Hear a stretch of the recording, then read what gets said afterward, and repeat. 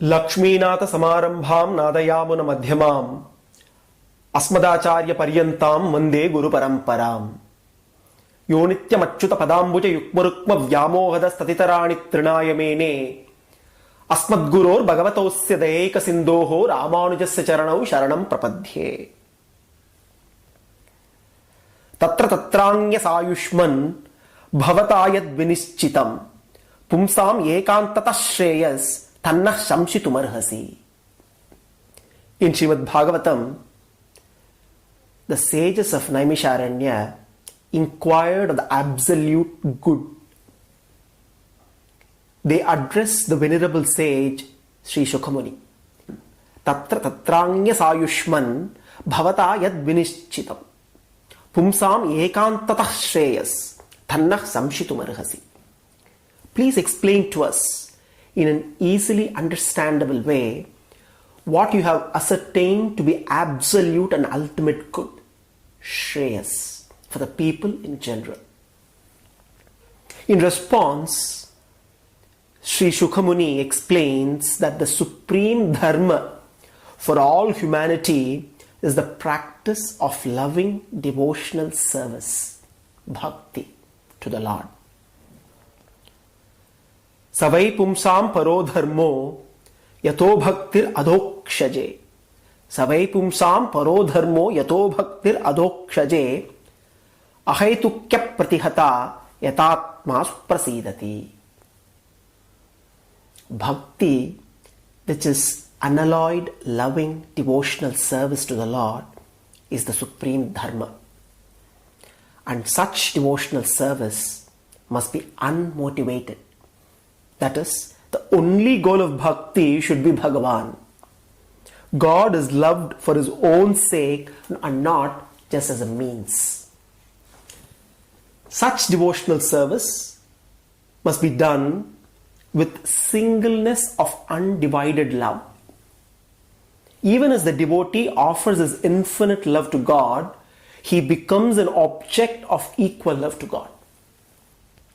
Such devotional service must also be uninterrupted, constant loving contemplation of Bhagavan, the Supreme Lord. The root meaning of the word dharma is that which sustains one's existence. A living being's sustenance of existence is to coordinate all his activities with his eternal, inseparable relation with his master, the Supreme Lord Sri Krishna. Bhakti is wanting God as much as one wants air to breathe to sustain life. A hermit was meditating by a river when a young man interrupted him. "Master, I wish to become your disciple," said the man. "Why?" asked the hermit. The young man thought for a moment. "Because I want to find God," he said. The master jumped up, grabbed him by the scruff of his neck, dragged him into the river and plunged his head underwater. After holding him there for a minute, with him kicking and struggling to free himself, the master finally pulled him up out of the river. The young man coughed up water and gasped to get his breath. When he eventually quietened down, the master spoke. "Tell me, what did you want most of all when you were underwater?" "Air," answered the man. "Very well," said the master. "Go home and come back to me when you want God as much as you just wanted air." True bhakti is wanting to be in constant communion with the Lord. Bhakti is the natural state of every jivatma. Bhakti comes from the word bhaja, to adore, love and serve. Bhakti is a blissful state of service to the Lord. It is not just emotions and sentiments. Knowledge, when it fully matures, is bhakti. And bhakti alone is the means to reach him, Sri Krishna categorically states in the Gita. Madhyame bhagavat tattva yatatmya vapti siddhaye jnana karmabhinirvartyo bhakti yoga prakirtitaha. In the middle group of 6 chapters, the second hexad of the Gita is thoroughly explained the discipline of Bhakti Yoga. Bhakti Yoga, the path of devotion, which requires the performance of one's duty, contributory selfless work aligned to God, with the knowledge of the true nature of the self, in order to experience the Supreme Lord as He really is. Madhyame Bhagavat Tattva Yatatmya Vapti Siddhaye Jnana Karmabhinirvartyo Bhakti Yoga Prakirtitaha. The chapters 7 to 12 cover the subject of Ishvara, Paramatma. In fact, chapter 7 is named Jnana Vijnana Yoga, which means the knowledge of Paramatman in all its aspects. Lord Krishna himself tells Arjuna that he will impart to him Jnana and Vijnana. The chapter 10, which is named Vibhuti Yoga, mostly deals with the glorious manifestation of the Supreme Lord, while chapter 11, bearing the title of Vishwarupa Darshana Yoga, describes the universal form of the Lord. It may be noted that the Gita maintains right from the beginning to the end that Lord Krishna is the very Brahman of the Upanishads. This is evident from the following verses addressed to Lord Krishna by Arjuna after listening to the glory of the Lord. Param Brahma Parandhama Pavitram Paramam Bhavan Purusham Shashvatam Divyam Adidevam Ajam Vibhum Ahustvam Rishehas Sarve Devarshir Naradas Tatha Asito Devalo Vyasah Swayam Chaiva Pravishime. Arjuna declares, you are the Supreme Brahman, hey Krishna, the Supreme Light and the Supreme Purifier. All the sages proclaim that you are the eternal divine person, the primal Lord, the unborn and the all-pervading. So also the divine Narada, Asita, Devala and Vyasa. You yourself are teaching me the same, says Arjuna. Param Brahma Parandhama Pavitram Paramam Bhavan Purusham Shashvatam Divyam Adidevam Ajam Vibhum. Throughout the Gita, the Supreme Being who is equated with Lord Krishna is described in terms which denote the essential characteristics of Brahman mentioned in the Upanishads and the Vedanta Sutras. That is, as the primary cause of the origin and dissolution of the universe, Jagat Karana. As the supporter of the universe, Adhara. As the inner controller of all beings, Antaryami. The entire chapter which describes the Vibhutis or glories of the Lord, and also chapter 11 dealing with Vishwarupa, the cosmic form of God, confirm beyond any doubt that the Supreme Being depicted in the Bhagavad Gita is Brahman endowed with innumerable divine attributes. According to the Mahabharata, Krishna, born as son of Vasudeva, is an incarnation of Godhead. This may give rise to the question whether a God incarnate human being can be regarded as Brahman of the Upanishads. But this doubt is set aside by Lord Krishna himself, who explains the significance of the divine incarnation, Avatara.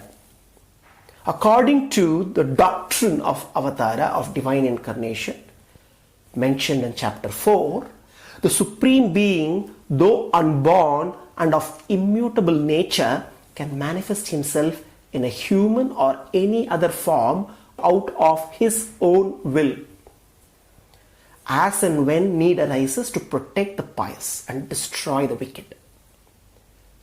The divine birth is not subject to karma, as is the case with the birth of the individual souls, but it is due to the spontaneity of the divine will. The form he assumes, the body in which he incarnates himself, is a particular configuration of his own radiant and transcendent spiritual nature. In other words, God while incarnating himself in a human form, does not abrogate his intrinsic nature. This theory of avatara is also supported by the scriptural texts. Thus says the Taittiriya Aranyaka, Ajayamano Bahudha Vijayate. It means, being unborn, he is born in various forms. It signifies that Paramatma, who is not subject to karma, takes many births out of his own free will. The Gita affirms that Lord Krishna is the ultimate metaphysical reality by stating that there is nothing higher than him. Mattah parataram nanyata kinchidasthi. The Gita also states that there is none equal to Lord Krishna and that no one is greater than him in three worlds. Natvat samostyabhyatikah kutonyaha lokatrayepi apratima prabhavaha. The Svetasvatara Upanishad describes the Supreme Being in the same words. Nattat samascha abhyatikascha drishyate. No one is equal to him nor higher than him. We are all assembled here today to continue our glorious journey of the Gita. The topic for today's session is Jnana Vijnana Yoga, chapter 7 of the Gita. I have so far covered the first hexad of the Gita, chapters 1 to 6, which explain the disciplines of Karma Yoga and Jnana Yoga as the means of attaining the goal of self-realization, Atma Sakshatkara. Now our goal is to progress further through the Gita and understand God realization and the means for God realization, Bhakti Yoga. In the first 6 chapters, we also learned who we are and, more importantly, who we are not. Among the 3 tattvas, Chit and Achit are explained in detail through the first hexad. Now the focus of the next 6 chapters is the third tattva, the third and most important tattva, Ishvara. Our scriptures declare 3 fundamental real entities: Achit, Chit, Ishvara. The universe of physical matter, the non-sentient, Achit, is the object of experience. The countless individual sentient souls, Jivatma, are the experiencing conscious subjects, Chit. And Ishvara, Brahman, Bhagavan, the Lord, is the absolute ruling principle. The chapters 7 to 12 of the Gita impart us the knowledge regarding Brahman's Swarupa, real nature, Rupa, his form, Guna, his attributes, Vibhuti, his properties, and Aishwaryam, his lordship. Brahman is the all-pervasive support and sustenance of the universe. Krishna says in the Gita, he is like the string upon whom all pearls, that is the infinite individual souls and matter, are threaded. To the devout, the religious concept of Brahman is best expressed by the term God. The term Brahman signifies the Supreme Person, Purushottama, who transcends all imperfections and abounds in infinite auspicious qualities of unsurpassed excellence. Brahman is infinite not just in physical terms, but in metaphysical and qualitative terms. Brahman is the absolute real abode of all consciousness. He is infinitely auspicious, infinitely blissful, infinitely merciful, infinitely beautiful. In fact, infinitely infinite. He is omniscient and omnipotent, from whom proceeds the creation, sustenance and reabsorption of this wonderful universe, not to be comprehended by human thought. The relationship between God and the universe is one of love, as all this is but a conscious emanation from Him. We are to Him as a child is to a parent, as a friend to a friend, as a beloved is to a lover. Brahman also stands in relation to the material world and the individual souls as the inner self, Antaryami, of each, providing the basis for their reality. As such, Brahman has matter in individual souls as his body, and is therefore the supreme being in whom all reality is comprehended. All that we see is but a spilling from the plenitude of his glorious, all-pervasive essence. That is why the favorite devotional name for God is Narayana, a name that beautifully conveys his immanence and his transcendence at the same time. Lord is omnipresent, but he is not visible to our mundane eyes. The curtain of Maya, that is the power of Prakriti, obstructs us from seeing him. Svayatatmyam prakritascha thirodhihi sharanagatihi bhaktabeda prabuddhasya shreshtyam saptam uchyate. This is Swami Alavandar's summary of the 7th chapter in his Gita-artha Sangraha. Svayatatmyam prakritascha thirodhihi sharanagatihi bhaktabeda prabuddhasya shreshtyam saptam uchyate. In the 7th chapter are taught the truth about the nature of Bhagavan, his obscuration, his concealment by Prakriti. Refuge in the Lord as the only means for removing this obstruction. Classification of devotees, and finally the greatness of the wise one among the devotees.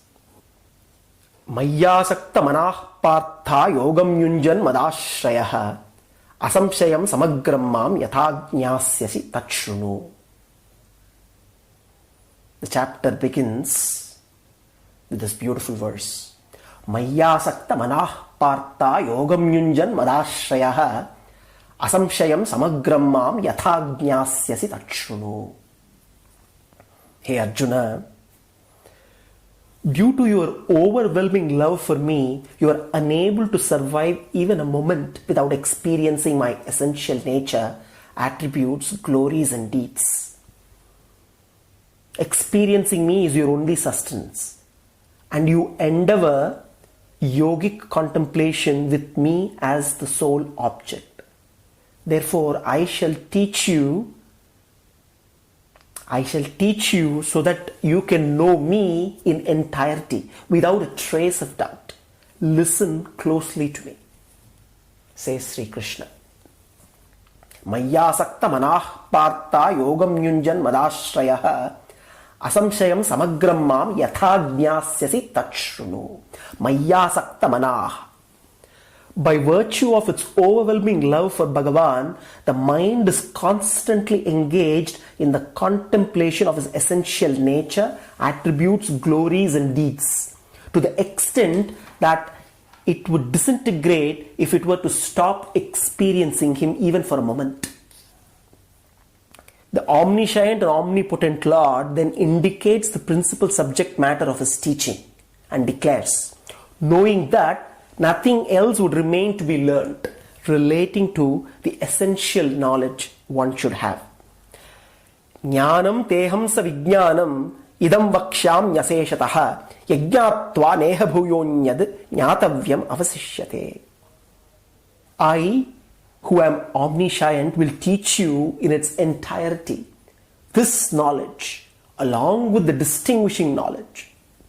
Once you learn my teachings, nothing more would remain to be known, declares Bhagavan. Jnanam teham sa vijnanam idam vakshyam yaseshataha yajñātvā neha bhuyonyad jñātavyam avasishyate.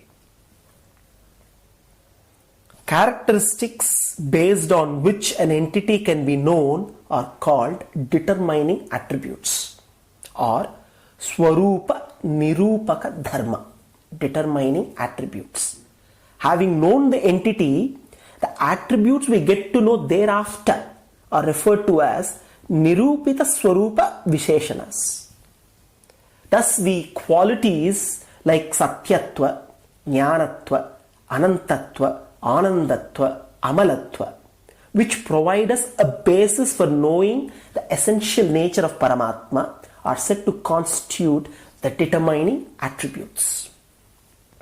Other qualities of the Lord which we come to know only after realizing the essential nature of the Lord, such as compassion, are termed Nirupita Swarupa Visheshanas. Jnanam. Jnanam refers to all the determining characteristics of the Lord, the determining attributes. Satyatva, Jnanatva, Anandatva, etc., with which we get to know the true nature of Ishvara. Vijnanam, knowledge of Bhagavan in which he is distinguished from all other things, animate and inanimate, based on Nirupita Swarupa Visheshanas. Attributes we come to know after knowing the essential nature of Ishvara is Vijnanam. Suppose a person who has never seen an elephant inquires of another as to what an elephant looks like. Let us say this person has seen it before. If he replies that the elephant is a dark complexioned animal with 4 legs, a buffalo can be mistaken for an elephant. On the other hand, if it is described as having large winnower-like ears, a trunk coming down the face and a pair of tusks, etc., the elephant is described in terms of characteristics peculiar to the elephant. One can identify an elephant with the help of these attributes, and the buffalo will not be mistaken for the elephant. So this illustrates Swarupa Nirupaka Dharma, determining attributes. Having known the elephant, thus, we can get to learn whether it is wild or not, what language does it understand, and such other attributes. These attributes constitute the Nirupita Swarupa Visheshanas.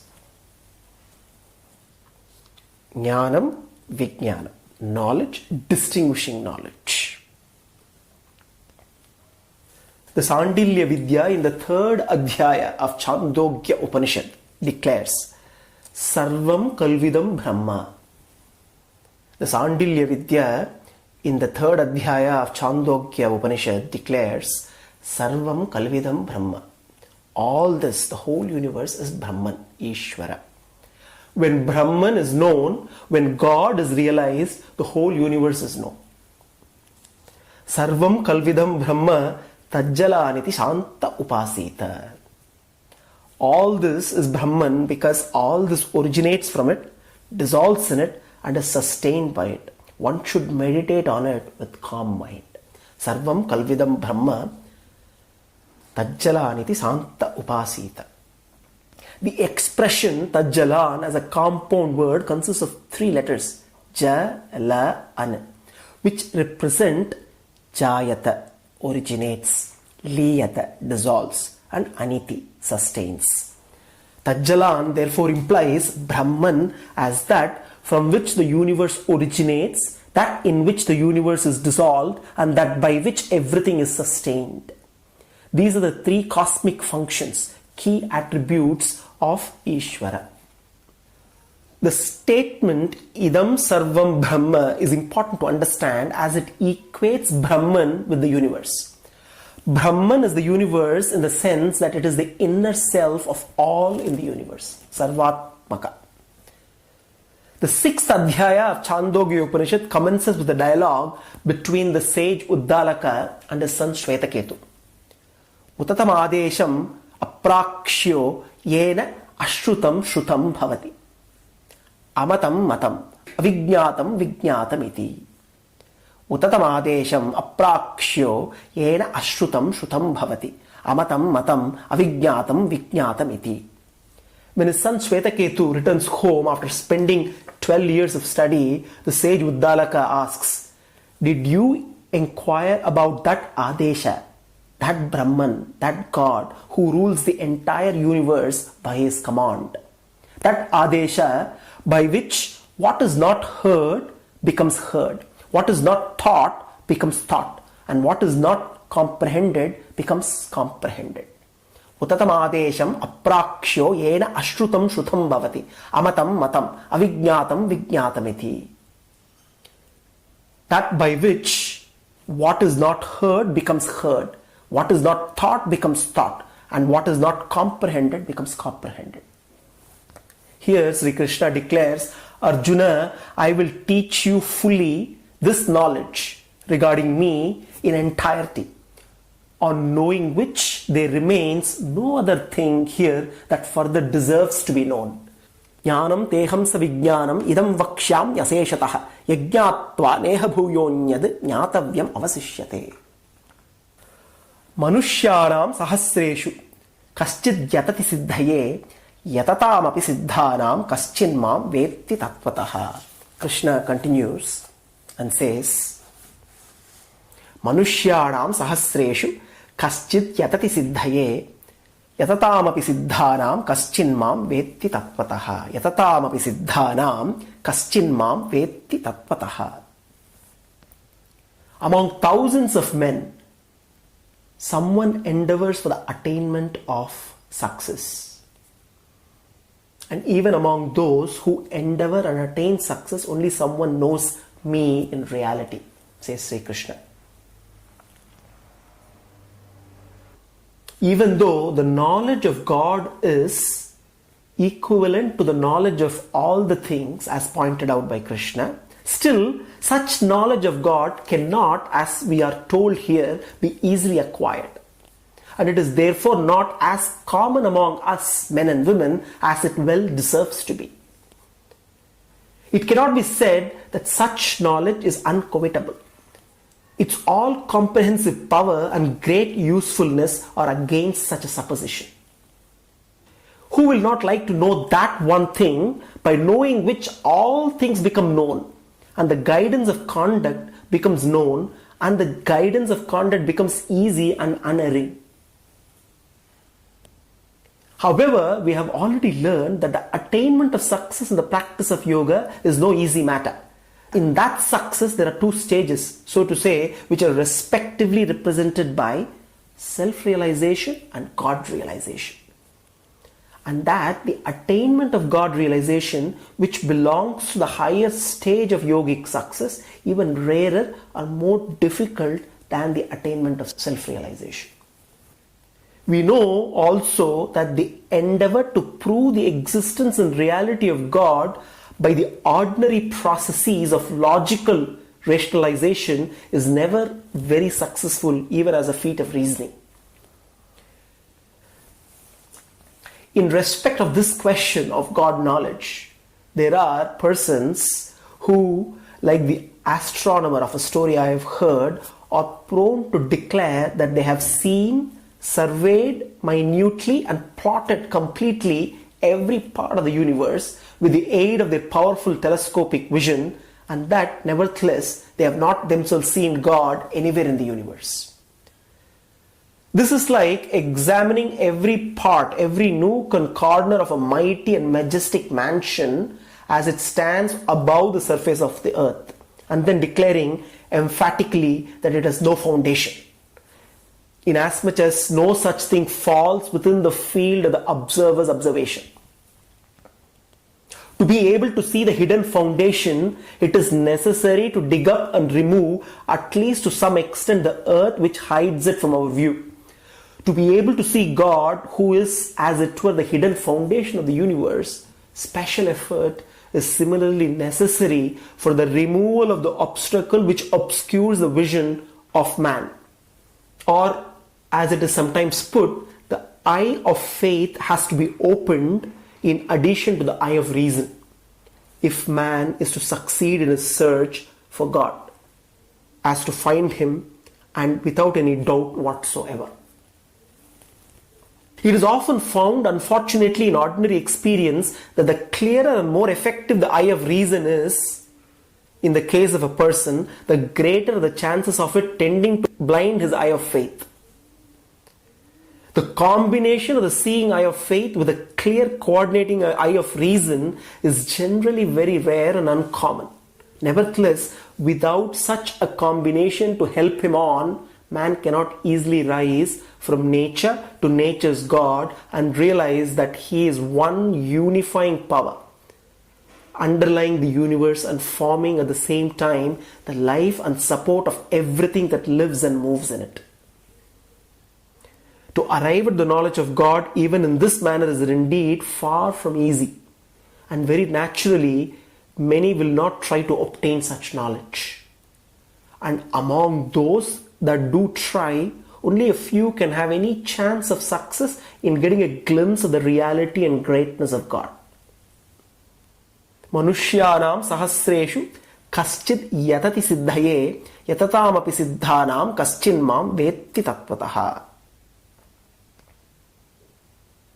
Bhumirapo nalovayuhu kammano buddhirevacha ahankara itiyam me bhinnah prakritirashtada. Krishna continues. Bhumirapo nalovayuhu kammano buddhirevacha ahankara itiyam me bhinna prakritirashtada. Bhumi, earth, apaha, water, analaha, fire, vayuhu, air, kham, ether, manaha, mind, buddhihi, ahankara. All these constitute the prakriti of mind divided eightfold, says Krishna.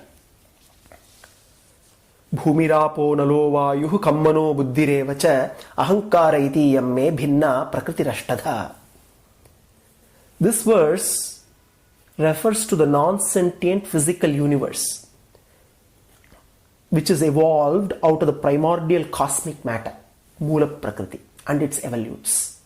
Mahat, Ahankara, the 11 indriyas including mind, that is the 5 organs of perception and 5 organs of action and mind, the 5 tanmatras, the 5 subtle elements, and 5 gross elements, the Panchabhutas. In total, 24 tattvas, including Mula Prakriti.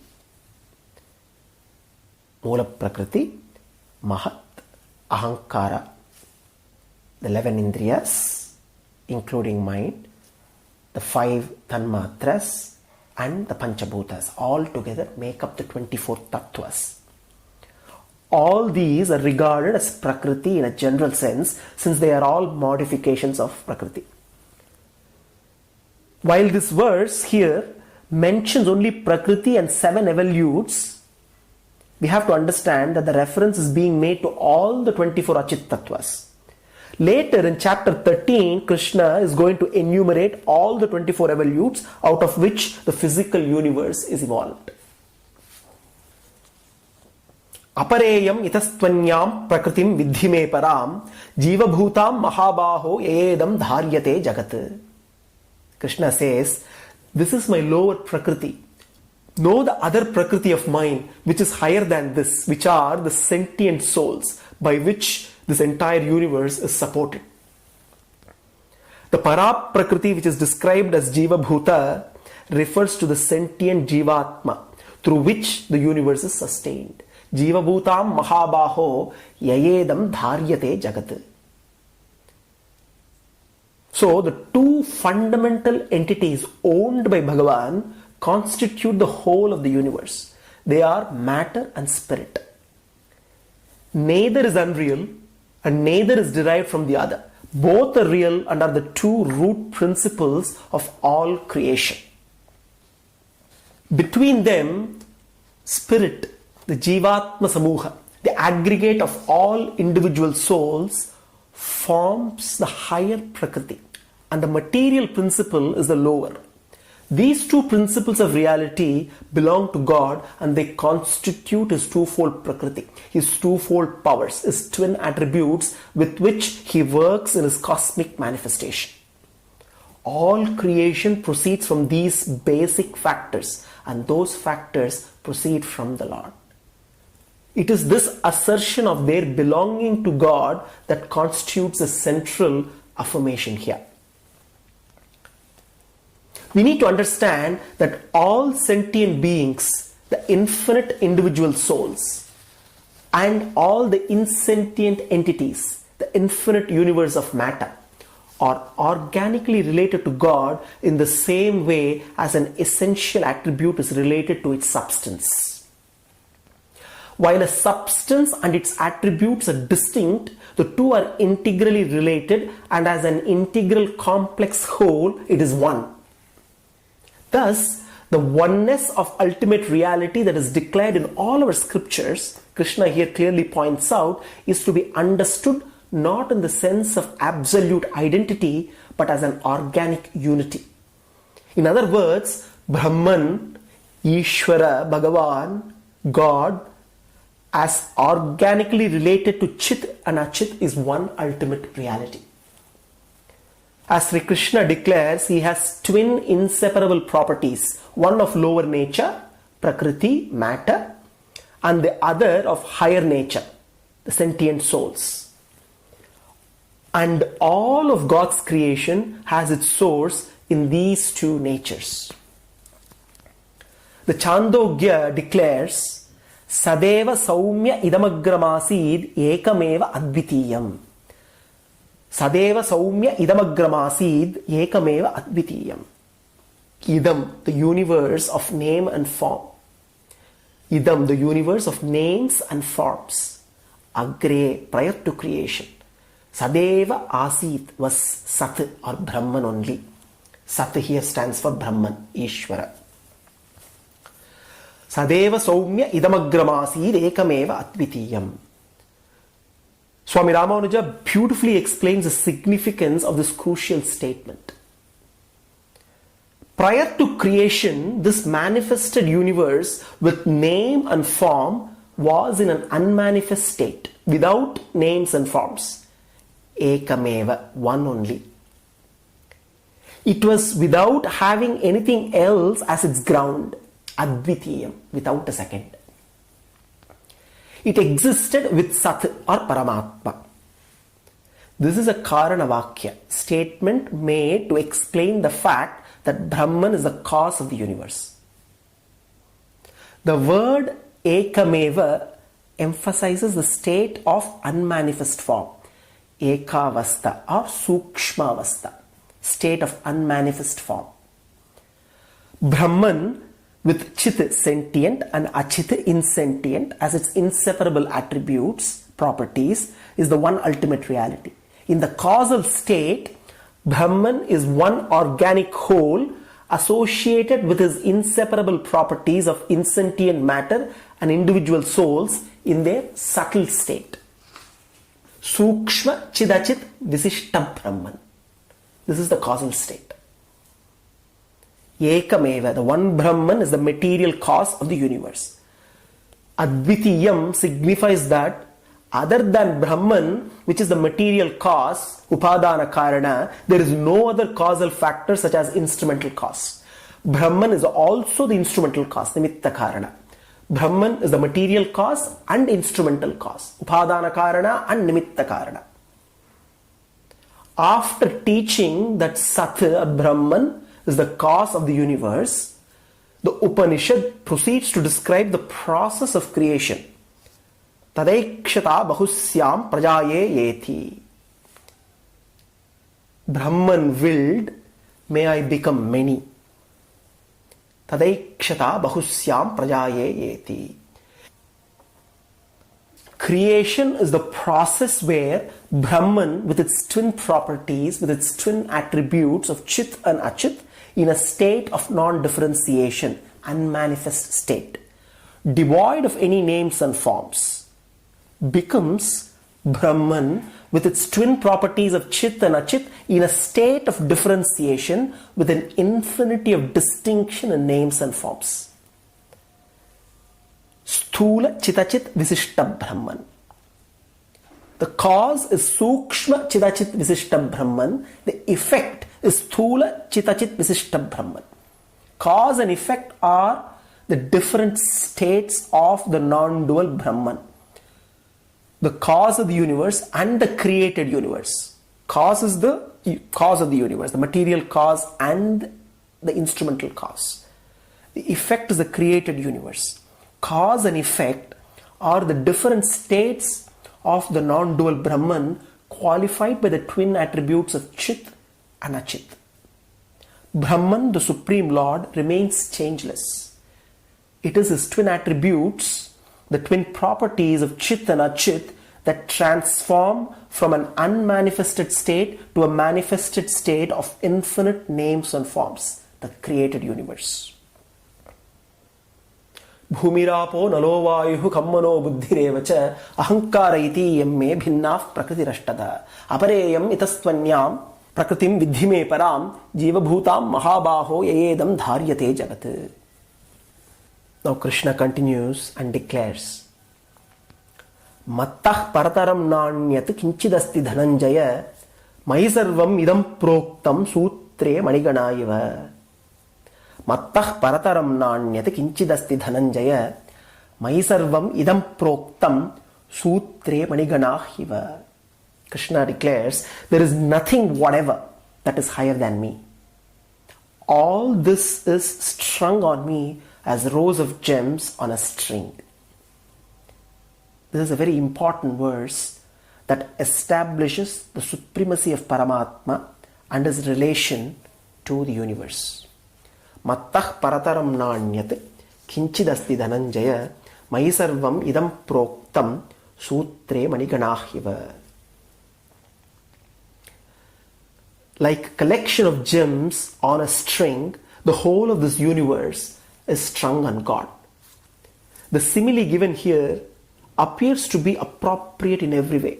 The first thing to be noted in the comparison is that in the necklace of gems thought of here, it is the gems that happen to be extremely visible and easily recognizable, while the thread which sustains them and holds them in due position is invisible and out of sight. Exactly in the same manner, God, who is the supporter and sustainer of all the innumerable beings of various kinds in this universe, is hidden and invisible to the eye of the common man, while those beings are really visible to him. It requires a trained vision of the philosopher to see God as he is immanent in the universe. Another point worthy of note is that the thread of the necklace runs through all the gems. They are all penetrated by the thread. Similarly, God has to be conceived as being omnipenetrative. And but for God penetrating and running through all the beings in the universe would be no universe at all. Even as the necklace of gems would be no necklace at all without the thread running through them and holding them in their proper position. Even though we do not readily see the thread that runs through the necklace, we are quite certain that the thread must be there. And if we examine the universe with the same discrimination with which we examine the necklace, we cannot fail to arrive at the conclusion that God permeates and infills the whole universe, and thus keeps all its beings in their respective positions in time and space, and gives to them the aim of their existence and enables them to fulfill that aim. It is in this way that God forwards the progress of universal evolution towards the attainment of its high and benevolent purpose, and helps on the liberation of the spirit from the limiting entanglements of matter, time and space, so as to enable it to recover its innate freedom, luminosity and blissfulness. Mattah parataram nanyat kinchidasti dhananjaya maisarvam idam proktam sutre maniganaiva. So far, the Lord spoke of his true nature. He now talks of how Maya conceals reality. Traibhir gunamayer bhaverebhi sarvamidam jagat mohitam nabhijanati mamebhyah paramavyayam.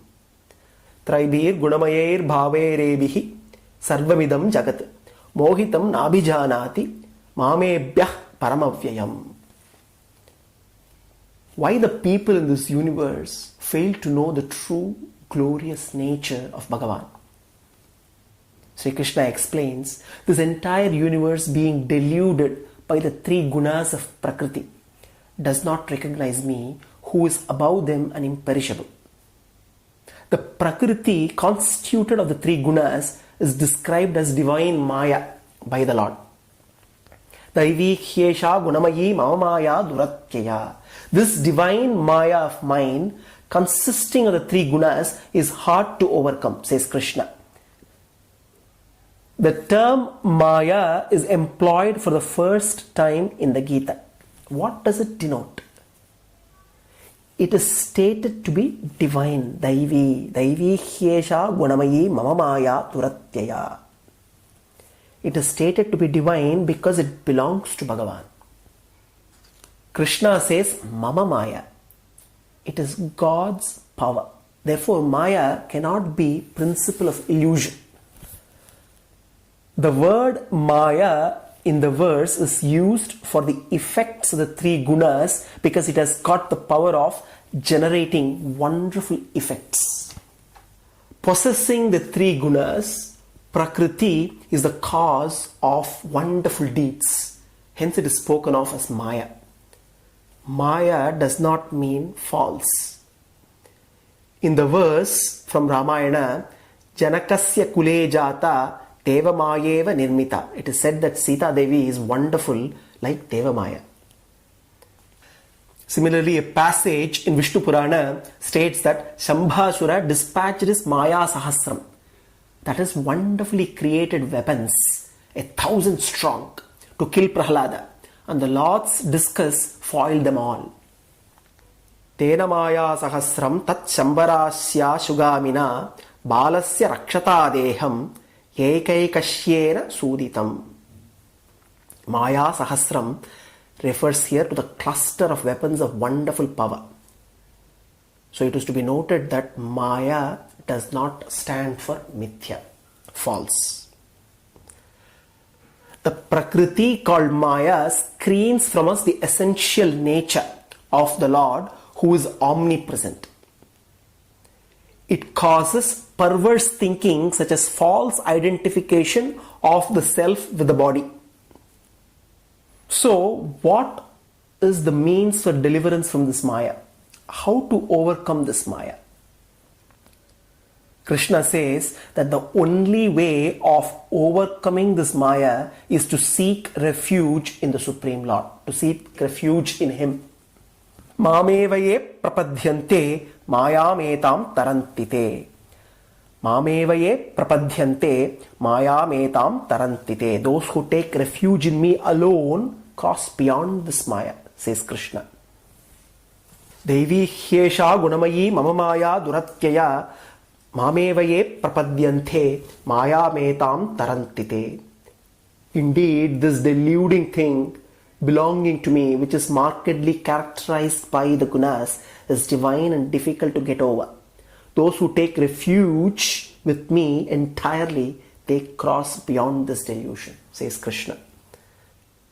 When you all go to our temples, it sometimes happens, as you know, that the regular conduct of the temple service does not permit of your offering your worship immediately. And you observe a curtain drawn across in front of the image of God as represented in that temple. Then you have to wait for the curtain to be drawn aside so that you may obtain the vision of the image of God behind it.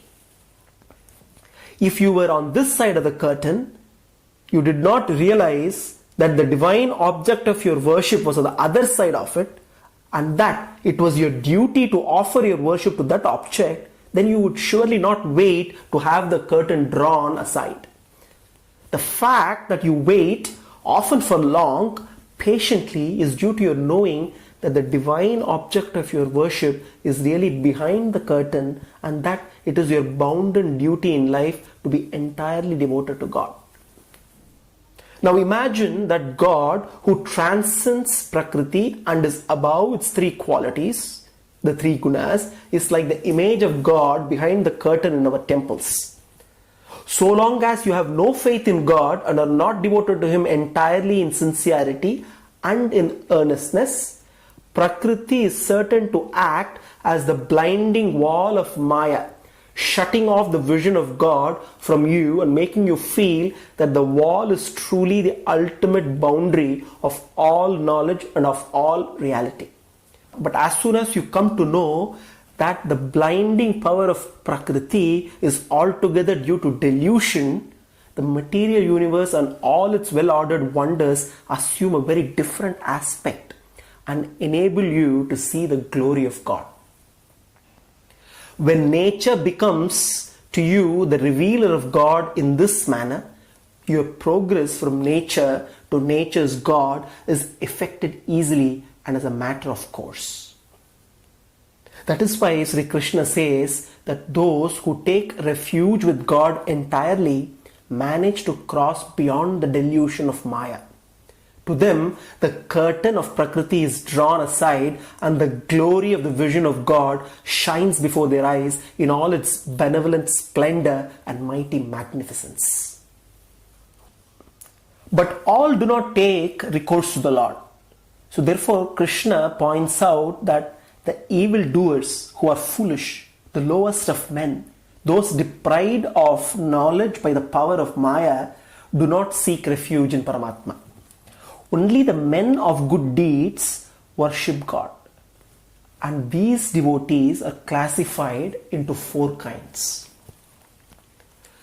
Chaturvidha bhajante mam jana sukritinojjuna arto jignasurartati jnanicha bharatarsabha. Chaturvidha bhajante mam jana sukritinojjuna arto jignasurartati jnanicha bharatarsabha. 4 types of men of good deeds worship me, hey Arjuna, says Krishna.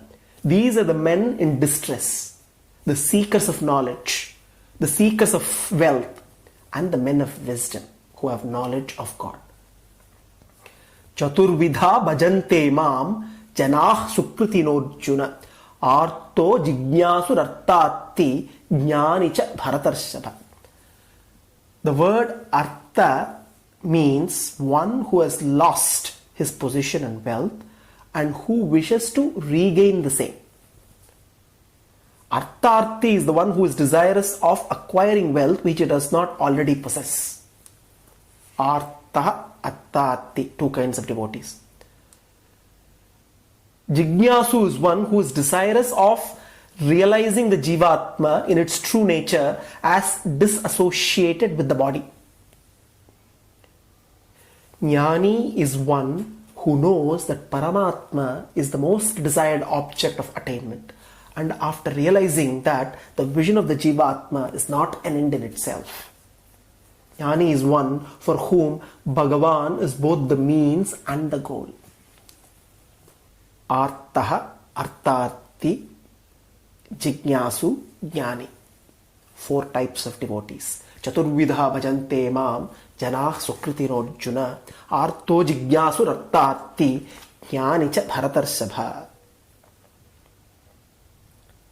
Of these, Krishna declares, Jnani, who is ever in constant communion with me, is the best. Tesham jnani nitya yukta ekabhaktir vishishyate. Priyo hi jnanino atyartham aham sacha mama priyaha. Of these, the Jnani who is ever in communion with me and devoted exclusively to the one Supreme Being is the best, for I am dear to him and he too is dear to me, declares Sri Krishna. The other categories of devotees meditate on God with devotion until they achieve their desired limited goals. Whereas the Jnani has single-minded devotion to God as the only goal to be attained, and hence he is considered to be far superior to all other kinds of devotees. All the devotees are noble because all worship God for different purposes. However, the importance of Jnani is what Krishna is highlighting here. Bahunam janmanamante jnanavan mam prapadhyate vasudevah sarvamiti samahatma sudurlabaha. Bahunam janmanamante jnanavan mam prapadyate vasudevah sarvamiti samahatma sudurlabaha. At the end of many births, the Jnani finds refuge in me. By realizing that Vasudeva, Krishna, is all. It is very hard to find such a person, says Krishna. The significance of this verse is that Jnani, who is very rare, is the one who realizes that Vasudeva is all. Bhagavan is all. Vasudeva alone is a supreme goal and also the means of attainment, and whatever other desires one may have, all that is He alone. Bahunam janmanamante jnanavan mam prapadyate vasudeva sarvamiti samahatmasu durlabaha. Krishna then points out that all beings are subject to ignorance at birth due to the delusion of the pairs of opposites, such as pleasure and pain, born out of desire and hatred. But those men of meritorious deeds, in whom all the sins have come to an end, and consequently having become free from the delusion and dualities, meditate on Krishna with firm determination.